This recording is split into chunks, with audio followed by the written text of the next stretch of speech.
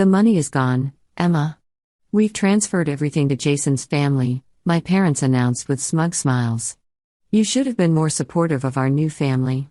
I calmly replied, that's interesting because grandmother's real fortune was hidden where they'd never think to look. The living room felt smaller than usual when my parents called me over for what they described as an important family discussion. My stepmother sat perched on the edge of the leather sofa, her manicured nails drumming against her wine glass. Dad stood by the fireplace, arms crossed, wearing that particular expression I'd come to recognize over the past 4 years since he'd married Susan. Susan wasn't my biological mother. Mom had died when I was 14 from ovarian cancer, a brutal 18-month battle that hollowed out our family and left Dad a shell of himself. For 2 years, he wandered through life like a ghost, and I'd taken care of both of us, learning to cook his favorite meals, managing the household bills, making sure he remembered to eat. Then Susan appeared at his accounting firm, a recently divorced woman with a 7-year-old son named Jason, and suddenly Dad came back to life. The transformation happened quickly. Too quickly, if I'm being honest. Within 6 months, they were married in a small ceremony I wasn't consulted about. Within a year, Susan and Jason had moved into our home, the house where my mother's presence still lingered in every corner. Within 18 months, I'd become the outsider in my own family. Emma, we've made a decision about your grandmother's estate, Dad began, his voice carrying that new tone he'd adopted since the remarriage, distant and formal, like I was a difficult client rather than his daughter. My grandmother had passed away 4 months earlier at the age of 89. Helen Richardson had been a force of nature, a woman who'd built a successful chain of boutique hotels across the Northeast through sheer determination and business acumen. She'd raised my father as a single mother after my grandfather died young, putting herself through night school while working 2 jobs. Every achievement she'd earned, she'd fought for with bloody knuckles and stubborn pride. Growing up, I'd spend every summer with her, learning the hotel business from the ground up. She'd had me working the front desk at 12, managing inventory at 15, reviewing financial statements at 17. Those summers shaped who I became, teaching me that respect was earned through competence and dedication, never handed out freely. Your grandmother left a substantial estate, Susan interjected, her voice tripping with false sweetness. And we've decided it's only fair to divide it equally among all family members. All family members, I repeated slowly, already sensing where this conversation was heading. Jason is part of this family now, Dad said firmly. He deserves the same opportunities you've had. Jason, currently 10 years old, had never met my grandmother. She died 2 weeks before Susan finally agreed to bring him for an introduction, an appointment that kept getting postponed for various reasons. Grandmother had never commented on it directly, but I caught her expression when I mentioned the latest cancellation, disappointment mixed with knowing resignation. The trust fund your grandmother established, Susan continued, pulling out a folder of documents, contained approximately $1.2 million, along with several properties and investment accounts. We've restructured everything. My stomach tightened, but I kept my expression neutral. We've transferred your college fund to Jason's name, Dad announced. He'll need it for his education, and you're already 23. If you'd finished your degree on time instead of taking those gap years, this wouldn't be an issue. Those gap years had been spent caring for my dying grandmother during her final battle with congestive heart failure, moving into her apartment to provide round-the-clock care because the assisted living facility felt too impersonal, too cold for someone who'd spent her life building warmth for others. I deferred my final year at Boston University to be with her, holding her hand through the pain, reading her favorite novels aloud, making sure she wasn't alone. Dad knew this. He visited exactly 3 times in those 8 months. The beach house in Maine has been sold, Susan added, checking off items on her list with obvious satisfaction. Jason needs orthodontic work, and the real estate market was favorable. We got $890,000 for it. That beach house held every good memory of my childhood. The porch where Mom and I had watched thunderstorms roll in across the Atlantic. The kitchen where grandmother taught me to make her famous blueberry pie. The dock where Dad and I used to fish before dawn, talking about everything and nothing. The investment portfolio has been liquidated and redistributed, Dad continued. Susan and I will manage Jason's education fund, along with establishing a trust for any future children we might have. Future children. The phrase hung in the air like a slap. You should have been more supportive of our new family, Susan added, her mask of pleasantness finally slipping. Instead, you've been hostile and unwelcoming since day one. This is a consequence of your actions. Hostile. Because I'd objected when they redecorated Mom's sewing room without asking. Unwelcoming. Because I'd refused to call Susan Mom after she demanded it at their wedding reception. Unsupportive. Because I'd questioned why Jason needed a $40,000 dirt bike when we'd always lived modestly. So just to clarify, I said carefully, keeping my voice steady, you've transferred everything, grandmother's entire estate, to Jason's accounts? Everything, Dad confirmed with finality. The money is gone, Emma. We've transferred everything to Jason's family. This is what's fair. Susan smiled, a thin, victorious expression. You're an adult now. It's time you learn to stand on your own feet instead of relying on family money. This coming from a woman who'd quit her job the moment the marriage certificate was signed. That's interesting, I replied calmly, reaching for my bag. Dad frowned at my tone. That's all you have to say? For now, yes. That's very interesting indeed. Susan's eyes narrowed suspiciously. You're taking this remarkably well. What would you like me to do? Cry? Scream? Throw things? I stood, slinging my bag over my shoulder. You've made your decision. I respect that. The confusion on their faces was almost comical. They clearly expected an explosion, a dramatic scene they could later use to justify their actions. Poor Emma, so emotional, so unstable, this is why we had to protect Jason's interests. There's something else, Dad said, pulling out another document. We need you to sign this. I scanned the paper quickly.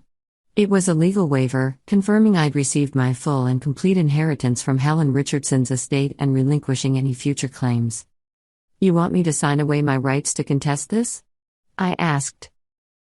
There's nothing to contest, Susan snapped. This is what your father decided, and he's the executor of the estate.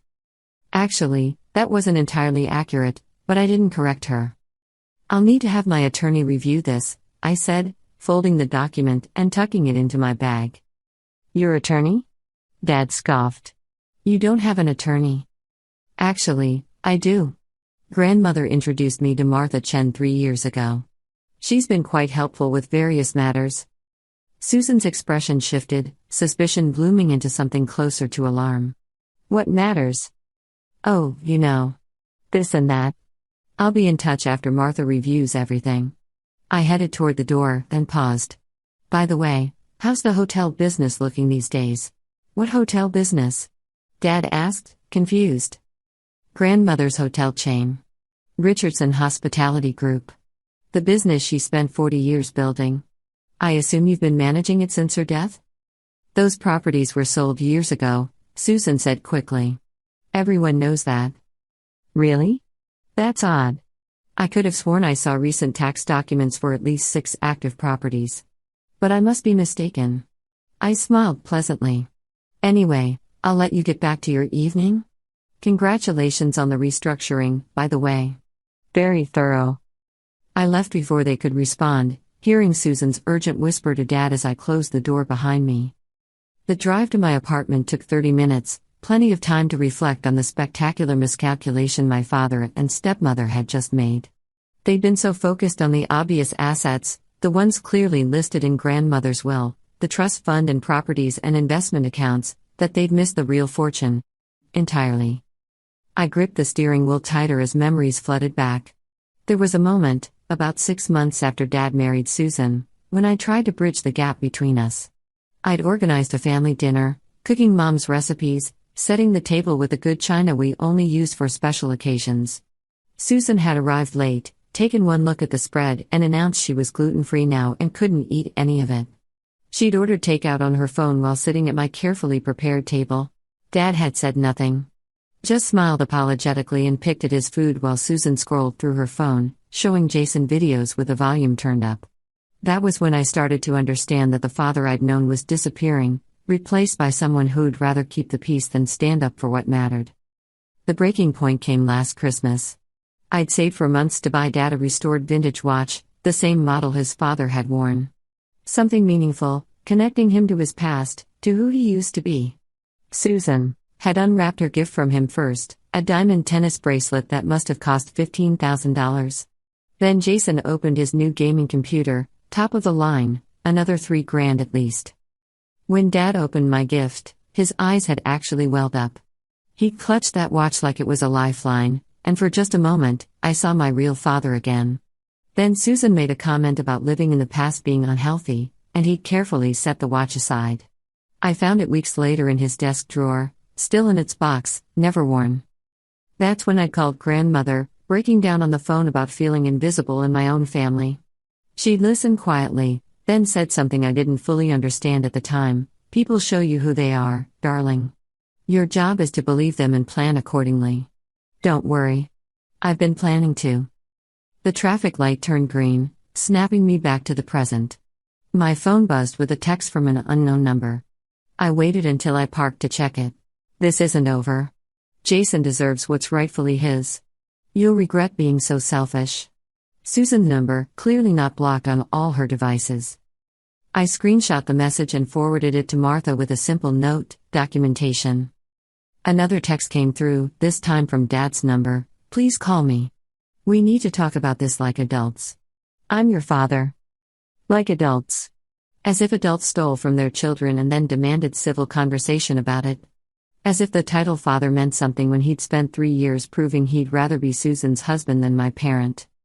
I didn't respond to either message. Walking into my apartment felt like entering a sanctuary. It was small, just a one-bedroom place in Somerville I'd been renting since college, but it was mine. No one had redecorated it without permission. No one had erased memories to make room for new ones. The photos of Mom still hung on the walls. Her favorite throw blanket still draped across the couch. Susan had once suggested I move on from my grief, as if love for a dead parent had an expiration date. She'd been in my life for barely a year at that point, and she was already trying to erase a woman who'd raised me for 14 years. The audacity was almost impressive. Grandmother had been many things, shrewd, cautious, and deeply aware that money changed people. She'd watched her own sisters fight viciously over their mother's estate, relationships destroyed over furniture and jewelry and perceived slights. She'd sworn her children would never endure the same fate. So she'd gotten creative. The story officially told was that Richardson Hospitality Group had been sold in 2019 to a large hotel conglomerate for an undisclosed sum. Press releases were issued. Articles appeared in trade publications. Grandmother retired from public life, moving into a modest apartment in Cambridge, living comfortably but unremarkably on what appeared to be investment income and Social Security. What actually happened was considerably different. Grandmother hadn't sold the business. She'd restructured it through a complex web of LLCs and holding companies, removing her name from any public-facing documents. The hotels continued operating under new management companies, but ownership remained firmly in family hands. Specifically, in a trust she'd established years earlier with one named beneficiary, me. You're the only one who understands what I built, she told me during one of our late-night conversations in her hospital room. Your father is a good man, but he never wanted this life. He became an accountant specifically to avoid the hotel business. But you, Emma, you have the fire? You understand that this isn't just about money, it's about legacy. The trust wouldn't become accessible until I turned 25 or upon her death, whichever came first. She died 4 months ago, 2 weeks before my 24th birthday, and the trust had activated immediately. For the past 16 weeks, I'd been working with Martha Chen and a team of financial advisors to understand the full scope of what I'd inherited. Richardson Hospitality Group currently owned 8 boutique hotels across Massachusetts, Maine, Vermont, and New Hampshire. The properties generated approximately $12 million in annual revenue, with profit margins healthy enough to fund continual reinvestment and expansion. The total value of the portfolio, including real estate and business assets, was conservatively estimated at $47 million. Grandmother had also been quietly investing in commercial real estate for decades, purchasing small apartment buildings and retail properties in gentrifying neighborhoods long before they became fashionable. That portfolio was worth another $18 million and growing. Then there were the stocks, bonds, and various other investments managed through private wealth advisors who'd been under strict instructions to maintain absolute confidentiality. Another $8 million, give or take. All told, I'd inherited approximately $73 million in assets, none of which appeared in the will Dad had probated. That document had been a deliberate misdirection, listing the family assets grandmother knew would cause conflict. The trust fund, the beach house, the obvious investment accounts, those were honey to attract flies, tokens she'd sacrificed to reveal people's true nature. Let them show you who they are, she'd advised. Then you'll know exactly how to proceed. Dad had shown me. So had Susan. They'd taken the bait completely, revealing the depth of their selfishness and their willingness to betray me for what they perceived as financial gain. They'd grabbed $1.2 million and felt clever doing it, never suspecting they were fighting over scraps while the real feast lay untouched. My phone buzzed as I pulled into my apartment parking lot. Martha Chen. I assume they told you? She said without preamble. Just finished the meeting. They want me to sign a waiver. Absolutely not. Don't sign anything. We need to discuss strategy. Come over. I'll order Chinese food. We have planning to do. Martha arrived an hour later, arms full of file folders and her laptop bag. She was a tiny woman in her 60s, barely 5 feet tall, with iron gray hair and the sharp eyes of a predator. She'd been grandmother's attorney for 30 years, handling everything from business acquisitions to the occasional lawsuit from competitors who'd underestimated the little old lady with the boutique hotel chain. They're panicking, Martha announced, spreading documents across my kitchen table. Your father called my office 4 times this afternoon. Susan left 3 voicemails demanding to know about the other assets you mentioned. Good. Let them sweat. The problem is, they're starting to realize they might have made a mistake. We need to act before they try to reverse course or challenge the trust. Can they challenge it? Not successfully. Your grandmother's estate planning was bulletproof. I made sure of it. But they could create legal headaches, delay things, make your life difficult out of spite. So what do we do? Martha smiled, the expression reminding me eerily of grandmother. We go on offense. Your father is the executor of the probate estate, the assets listed in the will. But he's also been making representations about your grandmother's full estate, including properties and assets he has no legal authority over. That's a problem. How big a problem? Potentially fraudulent misrepresentation, depending on how far he's gone. Did he specifically state that he transferred your entire inheritance? I pulled out my phone, opened the voice recorder app I'd activated before the meeting. Let me play you the conversation. Martha listened intently, her expression growing more satisfied with each word. When Dad's voice declared the money is gone, Emma.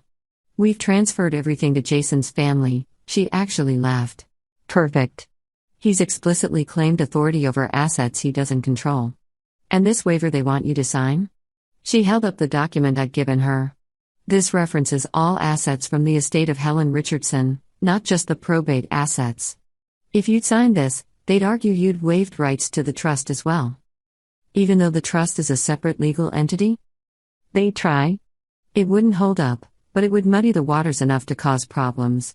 The fact that they prepared this document suggests someone advised them there might be other assets floating around. Susan has a cousin who's a lawyer. Real estate law, I think. Amateur hour. Martha made a note. Here's what we're going to do. First, you're going to send a formal letter through my office, informing your father that you declined to sign the waiver and that you're retaining counsel regarding the estate. This establishes a clear paper trail.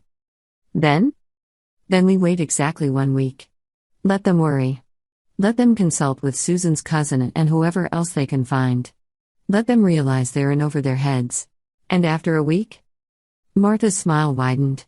After a week, you're going to invite them to lunch. Somewhere nice, somewhere public. And you're going to explain exactly what they tried to steal from you. Just explain it? No legal action? That depends entirely on their response. If they're appropriately apologetic and willing to return Jason's inheritance without further fuss, we can settle this quietly.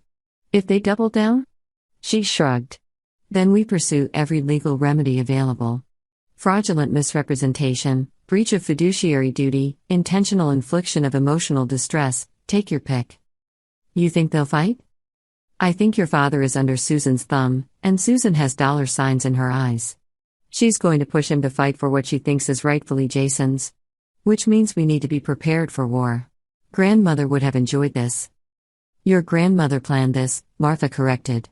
Why do you think she structured everything the way she did? She knew exactly what would happen after she died. She watched your father change, saw how Susan operated. This was her final test for everyone involved. And if I'd been the greedy one? If I tried to keep everything from Jason? Then the trust had provisions to distribute portions to various charities. But Helen knew you. She knew you'd grown up watching your mother's generosity, seeing how she helped others even when our family had very little. She knew you'd spent your gap years caring for her instead of partying with college friends. She knew your character, Emma. That's why you're sitting here with a $73 million inheritance while your father fights over the scraps you left behind. The letter went out 3 days later on Martha's firm letterhead. Formal, legally precise, declining to sign the waiver and requesting a complete accounting of all actions taken regarding Helen Richardson's estate. We sent it certified mail, requiring signature, ensuring there'd be no question they'd received it. Dad called within hours. Emma, what the hell is this? You're retaining an attorney? Against your own father? You tried to take my inheritance, Dad. What did you expect? We redistributed family assets in a fair manner. Jason deserves exactly what grandmother chose to leave him, which was nothing. She never met him. She had no relationship with him. Why would she leave him anything? Because he's family now. Is he? Because it seems like I stopped being family the moment Susan came into the picture. When's the last time you and I had dinner alone? When did you last ask about my life, my goals, my dreams? Silence on the other end. That's what I thought, I continued. You made your choice, Dad. You chose Susan and Jason over me. You chose to erase Mom's memory by redecorating her spaces. You chose to exclude me from family decisions. Now you're surprised there are consequences? Your mother would be ashamed of you. The words hit like a physical blow, but I kept my voice level. Mom would be heartbroken that you've become someone she wouldn't recognize. She would hate what you've done to our family. And she'd be furious that you're using her memory to justify it. I hung up before he could respond. Susan tried next, leaving a voicemail that started conciliatory and ended threatening. Jason was just a child, didn't I care about children? How could I be so selfish? They'd fight this with everything they had. I'd regret making enemies of my own family. I saved all of it. Documentation. The week crawled by. Martha fielded increasingly frantic calls from Dad and angry messages from Susan. Their attorney cousin apparently explained enough about trust law to make them realize they might have seriously miscalculated, which only increased their desperation. They want to meet, Martha informed me on day 6. They're demanding it, actually.